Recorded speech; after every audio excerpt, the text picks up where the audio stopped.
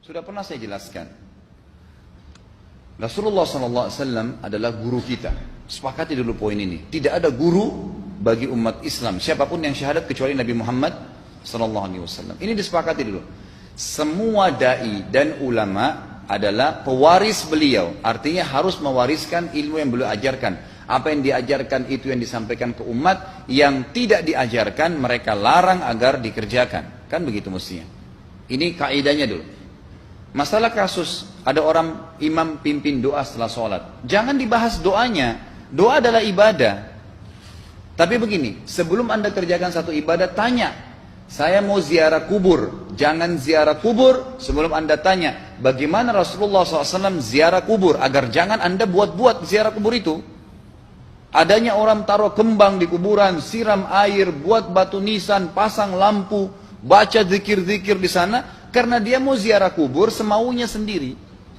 Tidak bisa. Anda muslim, punya kiai, punya Rasulullah SAW, suri toladan kita, uswatun hasanah. Tanya Rasulullah ziarah kubur bagaimana? Rasulullah SAW dalam hadis Bukhari menziarahi kubur Baqi. Datang, memberikan salam, mendoakan mereka, pulang. Nggak ada lagi yang lain. Nggak pernah Nabi SAW bawa kembang, siram kuburan karena sudah kering. Padahal Madinah panas 50 derajat, pecah-pecah tanahnya. Ada istilah di Indonesia kalau tanahnya pecah, kesian lagi diazab di bawah, kasih air, kasih kembang biar wangi, biar ditaruh kembang yang paling mahal. Kalau dia ahli maksiat tetap disiksa di bawah gitu kan. Jadi nggak bisa itu patokannya. Mau sholat, jangan pernah sholat dulu. Tanya Rasulullah sholat bagaimana, belajar 5 menit bisa. Oh rukunya begini, sujudnya begini, sama. Baru Allah terima. Tujuan Nabi SAW diutus untuk apa? Untuk dicontohi, diciplak hidupnya. Cara makannya, cara tidurnya, berpakaian, bahkan cara jalannya saja. Para sahabat contohnya, Nabi jalan begini. Bukankah ada hadis yang mengatakan, sahabat berkata Rasulullah SAW kalau jalan seperti orang turun dari bukit. Mereka sampai membahasakan itu. Rasulullah pernah keluar kepada kami, menyisir rambutnya dengan rapi ke arah sebelah kanan belakang. Ditunjukkan, gitu kan? Rasulullah SAW menyukai ini. Rasulullah SAW memakan dengan cara begini. Diajarkan kepada kita semua agar kita contohin. Yang jadi masalah bagi kita ini, kita selalu mau buat apa-apa yang tidak diperintahkan oleh Nabi SAW. Selalu alasannya baik. Sekarang kasus berdoa setelah sholat. Doa adalah ibadah, nggak ada masalah doa. Tapi kalau kita mau ikat antara sebuah ibadah dengan ibadah yang lain, tanya dulu. Rasulullah pernah ikat nggak? Pernah pertemukan nggak? Ziarah kubur dengan baca Quran. Ziarah kubur ibadah, baca Quran ibadah. Pernah nggak Nabi baca Quran di kuburan? Itu tanya. Nggak ada riwayat Nabi SAW pernah baca Al-Fatihah untuk orang mati atau baca di ayat Al-Quran. Datangkan dalilnya coba. Nggak ada satu hadis pun menjelaskan masalah itu. Lalu kenapa anda buat? Oh karena saya mau buat ibadah. Baik ibadah yang Nabi ajarin. Salam, doain, selesai. Jangan lebih daripada itu. Masa anda lebih pintar dari Nabi Muhammad SAW? Habis sholat, memang paket yang Nabi tawarkan, yang beliau selalu kerjakan adalah zikir. Setelah sholat, dengan zikir sholat yang sudah masyhur, istighfar, kemudian baca Allahumma antas salam, sampai membaca ayat kursi, al-ikhlas, al-falaq, an-nas, baca subhanallah, alhamdulillah, Allah akbar 33 kali, sampai terakhir baca, digenapkan la ilaha illallah wahdahu la syarika. Selesai itu semua hadis Nabi SAW menjelaskan setelah sholat, Rasulullah SAW langsung berdiri. Memang beliau tidak pernah berdoa habis sholat waktu itu. Memang begitu. Bukan doanya yang jadi masalah, bukan. Karena Rasulullah tidak kerjakan, jadi kita tidak kerjakan. Saya tekankan dalam pengajian saya, kalau anda punya hajat berdoa, berdoalah setelah sholat ba'diyah. Insya Allah aman. Karena sudah lepas dari paket yang Nabi tentukan. Selama Rasulullah SAW sudah mencontohkan dan memerintahkan sebuah perbuatan, ditentukan tempatnya, jumlahnya, waktunya, jangan pernah dilanggar. Habis sholat bacalah subhanallah 33, alhamdulillah 33, Allah akbar 33. Jangan anda bilang saya bisa baca 100. Loh Rasulullah suruh 33 kok. Ditentukan, jangan lebih pintar. Nanti setelah sholat, jangan ikutkan dengan paket rangkaian sholat ini. Di luar waktu sholat anda membaca 100 silahkan. Karena nggak ada penekanan di situ. Kalau ada penekanan waktu, tempat, dan jumlah, jangan dibantah. Anda pengikut Rasulullah atau bukan gitu kan? Harus jadi jelas. Yang membuat umat ini di Indonesia juga jadi masalah sekarang, karena mau buat sendiri. Semaunya sendiri. Kenapa akhi, kenapa Pak Kiai, kenapa Habib, kenapa Ustadz, kenapa buat ini? Bukankah Rasulullah tidak mencontohkan? Oh nggak apa-apa, ini kan baik. Loh, kalau semua orang berkata seperti anda, apa yang tertinggal dari agama kita? Kira-kira apa lagi yang tertinggal? Nggak ada kemurnian agama, karena semua orang mau buat semaunya. Gitu kan? Semaunya sendiri. Pindah rumah, baca berzanji. Apa itu berarti sejarah Nabi? Kenapa baca berzanji saudaraku? Rasulullah waktu pindah rumah pernah baca-baca gitu nggak? Nggak pernah. Kenapa dibuat? Anda muslim bukan? Muslim, ya saya harus ikuti. Kalau tidak akan terus ini mengakar nih. Anda buat satu bid'ah sekarang, bid'ah itu lawannya sunnah. Anak Anda akan buat 10 bid'ah, cucunya akan buat 100 bid'ah, akan banyak bid'ah merakar di masyarakat, dan agama akan ditinggalkan. Kemurnian sunnah akan hilang, gitu kan? Ini bahaya. Ingat, Nabi SAW mengatakan kepada kita dengan hadis yang sangat jelas. Hadis sahih riwayat Imam Ahmad bunyinya begini. Semoga Allah merahmati umatku yang menukil dariku seperti apa yang aku ajarkan atau sebutkan. Sampai ulama hadis mengatakan Nabi ucapin habis sholat astagfirullah, maka sahabat tidak ada berani yang menambah azim. Nggak ada sahabat yang bilang astagfirullah azim habis sholat, nggak ada. Astagfirullah saja karena Nabi ucapin itu. Mereka mengakui tidak lebih pintar daripada Nabi SAW. Kenapa kita harus tambah astagfirullahaladzim, wali walidayya, wali muslimin, panjang? Dari mana ini semua? Ditambah-tambah, diembel-embelin, kenapa?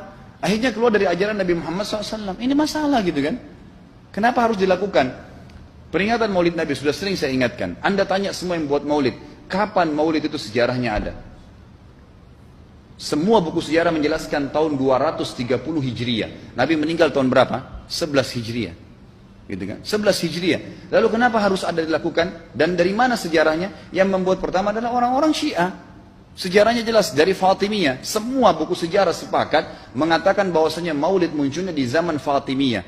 Dinasti Fatimiyah, orang-orang Syiah di Mesir, gitu kan? Dan mereka punya 6 macam maulid yang sampai hari ini masih dikerjakan di Iran. Ada maulid Nabi SAW, Hasan, Husain, Ali, Fatimah, dan raja mereka. Sampai hari ini masih ada. Kenapa orang-orang waktu baca maulid, baca salawat sambil berdiri pegang tangannya taruh di dada? Karena keyakinan orang Syiah, ruhnya Nabi SAW sedang lewat. Anda tahu nggak itu? Banyak orang kita buat tidak tahu. Yang penting bahasa Arab ikut saja, gitu kan? Tidak bisa. Nabi SAW tidak pernah rayakan. Pernah ada yang bilang sama saya, Ustaz, kan Nabi SAW pernah bilang, waktu ditanya tentang puasa Senin, beliau mengatakan hari itulah aku dilahirkan. Terus kenapa? Berarti boleh merayakan ulang tahun hari Senin, gitu kan? Tidak. Nabi SAW cuma menginformasikan bahwasanya beliau lahir di hari Senin. Dan beliau tidak pernah ngumpulin sahabat untuk baca bersama-sama, merayakan hari raya. Beliau tidak pernah. Kalau itu benar, Nabi nggak bakal tinggalkan kok. Ibnu Katsir rahimahullah, garis bawahi poin ini.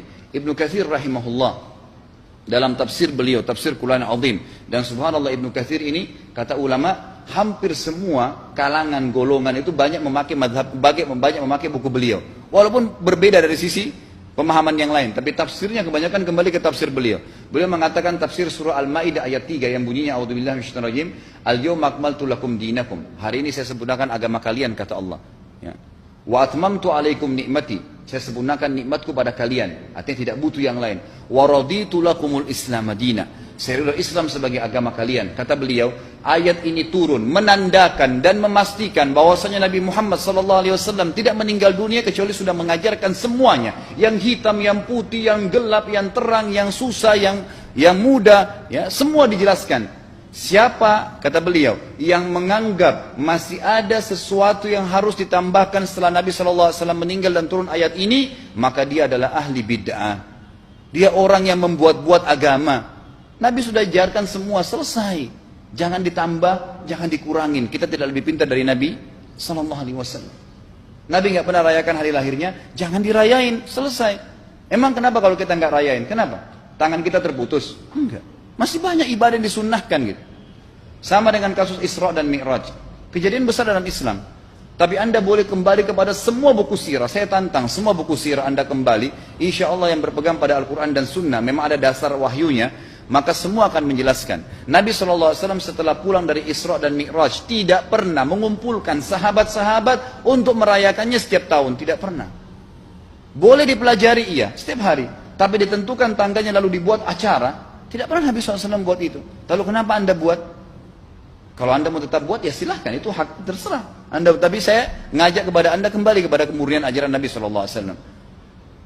Kita tidak akan pernah kembali. Kata Syekh Utsaimin rahimahullah, umat Islam ini akan kembali kepada kejayaan mereka kalau mereka betul-betul kembali kepada ajaran Rasul mereka Muhammad SAW. Murnikan ajaran Nabi yang jalankan seperti yang beliau ajarkan, selesai, akan aman. Pasti akan kembali kejayaannya. Kita nggak bisa saling menghardik, saling menyalahkan yayasan ini, organisasi ini, kelompok ini, karena masing-masing mau beristidlal sendiri, mau menjalankan sendiri hukum-hukum agama ini, bukan mengikuti sunnah Nabi SAW. Jemaah haji kita, jemaah umrah, datang ke Mekah, tur dalam kota Mekah, naik ke gunung untuk lihat Gua Hira. Kenapa naik ke Gua Hira? Oh, Rasulullah pernah di sini. Baik, saya jelaskan. Nabi Muhammad SAW ke Gua Hira sebelum turunnya wahyu. Dan beliau terakhir sekali di Gua Hira pada saat menerima Iqra bismi rabbikal ladzi khalaq. Itu saja. Setelah kejadian itu, beliau turun dari Gua Hira. Dari waktu itu sampai meninggal, Nabi SAW tidak pernah ke Gua Hira lagi dan tidak pernah suruh sahabatnya ke Gua Hira. Kenapa anda ke Gua Hira? Sampai naik 3 jam ada yang jatuh mati. Karena jahil, tidak tahu pemahaman agamanya. Nggak bisa begitu. Cukup dikenang iya. Kecuali Nabi SAW suruh, datangilah Gua Hira. Ya silahkan. Gitu kan? Kalau enggak, kan begitu.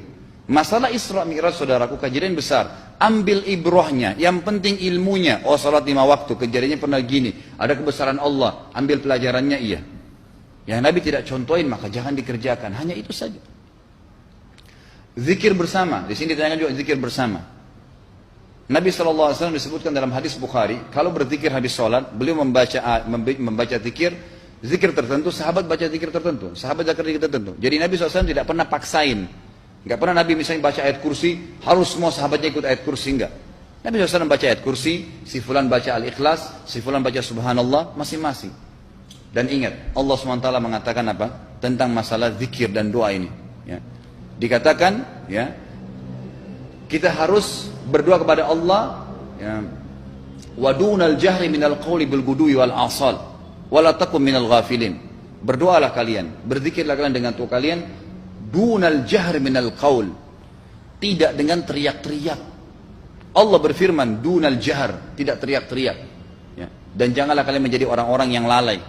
Makanya pernah ada sahabat, waktu Nabi SAW berkata begini, dalam hadis Bukhari juga, waktu pulang dari salah satu perjalanan, kalau kalian sedang menukik, kuda, unta lagi menukik, bertakbirlah, bilang Allahu Akbar. Kalau kalian sedang turun, menuruni sebuah lembah, bertasbihlah, bilang subhanallah. Ada satu sahabat badui, orang dari padang pasir, semangat dia jalankan sunnah Nabi. Waktu kudanya lagi naik, Allahu Akbar, dengan suara keras dia teriak. Jalankan sunnah kan? Tapi teriak ya. Apa yang terjadi? Nabi SAW panggil, ditepuk pundaknya, Nabi mengatakan, pelankan suaramu. Zat yang sedang kau panggil tidak tuli. Allahu Akbar. Cukup. Ada apa? Kecuali di medan perang lain nakutin musuh. Gitu kan? Untuk apa takutin kuda sendiri? Nggak perlu, gitu kan? Jadi mengikuti sunnah Nabi dengan ilmu yang benar itu akan membawakan ketenangan hidup. Yang buat kacau kita ini jadi kacau karena mau membumbu-bumbui macam-macam ditambah-tambah.